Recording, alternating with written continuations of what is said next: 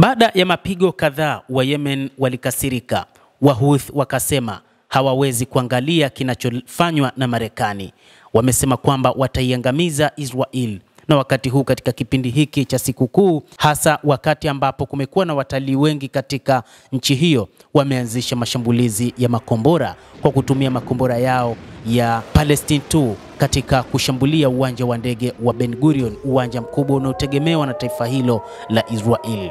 Israel imekaribisha msimu wa watalii kwa matumaini ya kuanza tena safari za ndege hadi wakati wa kabla ya vita, lakini wapiganaji wa Kihouthi wa Yemen wameuharibu uwanja wa ndege wa Ben Gurion na kusababisha kuathiri uchumi na anga la Israel kwa makombora sahihi.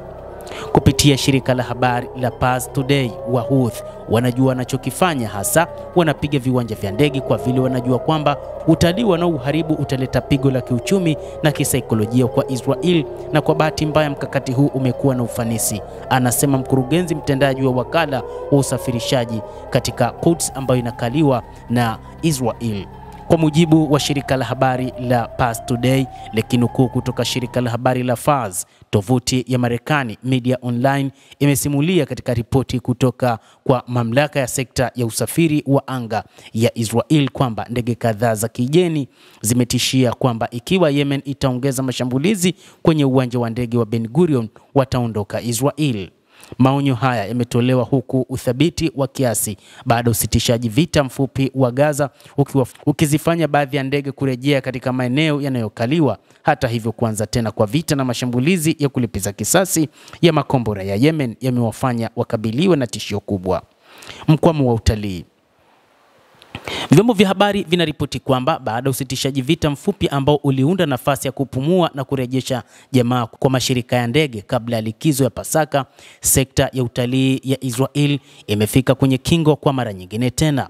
Ripoti hiyo kisha ikaweka wazi, huku sikukuu za Pasaka zikikaribia ambazo zinachukuliwa kuwa fursa nzuri ya kusafiri hadi Israel, sekta ya utalii ya utawala wa Israel imekabiliwa na tishio jipya kutoka kwa Wahouthi, vikosi vya Ansarullah huko Yemen. Lakini pia kumekuwa na onyo juu ya utulivu dhaifu.